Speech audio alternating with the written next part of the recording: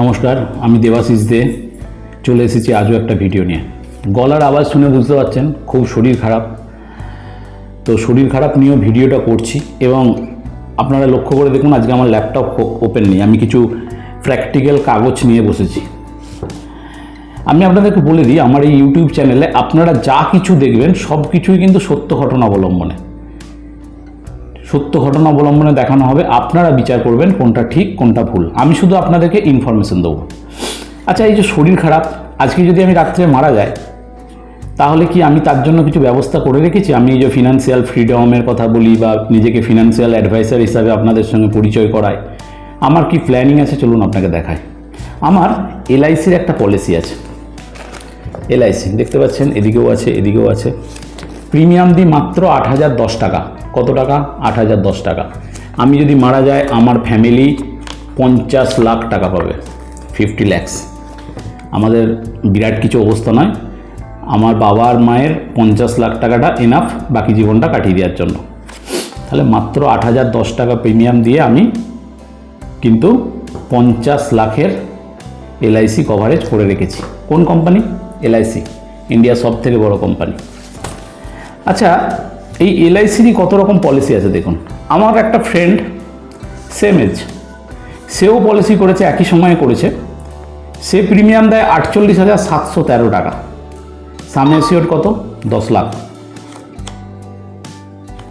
8,000 টাকা প্রিমিয়াম দিয়ে 50 লাখ আর 48,000 টাকা প্রিমিয়াম দিয়ে 10 লাখ পাবে মারা গেলে। কোনটা ভালো আপনারা বিচার করবেন। ওকে, আমার আর একটা বন্ধু প্রাইভেট ইন্স্যুরেন্স কোম্পানির পলিসি করেছে, অ্যাক্সিস ব্যাংক থেকে করে দিয়েছে। Max life insurance company. Bank manager বলেছে, অ্যাডভাইস করেছে, ব্যাংক ম্যানেজার অনেক বেশি জানে, পলিসি করে দিয়েছে। 19 সালে করেছে। প্রতি বছর 1 লাখ টাকা প্রিমিয়াম দিতে হবে, তার সঙ্গে জিএসটি 2,500 টাকা, অর্থাৎ 1,02,250 টাকা, 1,02,500 টাকা প্রিমিয়াম দিতে হবে। আর গ্যারেন্টেড রিটার্ন 15 বছর পর 15,76,000 টাকা রিটার্ন, মানে দিচ্ছে 8 লাখ। 15 বছর পরে 8 দুগুণে 16 লাখও পাচ্ছে না, 15,76,000 পাচ্ছে। কোন পলিসিটা ভালো আপনি বলুন।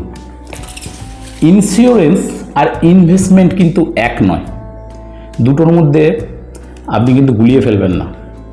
আপনার যদি হাঁটুর প্রবলেম হয় আপনাকে অর্থোপেডিক দেখাতে হবে। আপনার মিসেসের যদি মেয়েদের কোনো প্রবলেম হয় তাকে কিন্তু গাইনি ডাক্তারের কাছে নিয়ে যেতে হবে।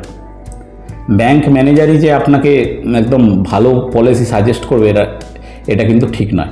আচ্ছা, এই ঘটনার সম্পর্কে একটা বলি। আমার খুব পরিচিত একজন আইডিবিআই ব্যাংকের ম্যানেজার ছিল, চাকরি ছেড়ে দিয়েছে। তাকে জিজ্ঞেস করলাম কেন চাকরি ছেড়েছো? সে বললো আমাকে ফোর্স করা হচ্ছিল পার্টিকুলারলি কোনো একটা কোম্পানির ইন্স্যুরেন্স বিক্রি করার জন্য, আমি তাই চাকরি ছেড়ে দিয়েছি।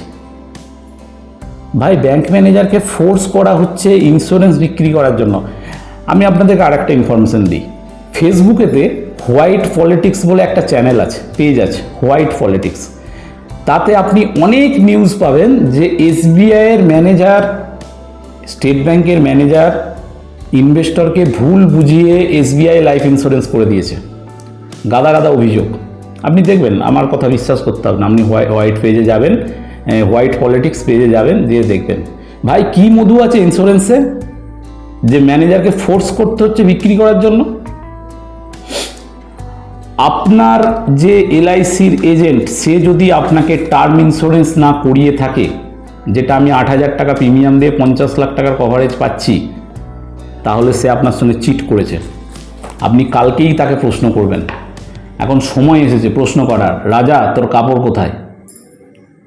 যদি এই ধরনের আরও ভিডিও আপনারা চান, কমেন্টে লিখুন রাজা তোর কাপড় কোথায়। আমি স্টক মার্কেট নিয়েও কিন্তু আস্তে আস্তে ভিডিও আনতে চলেছি।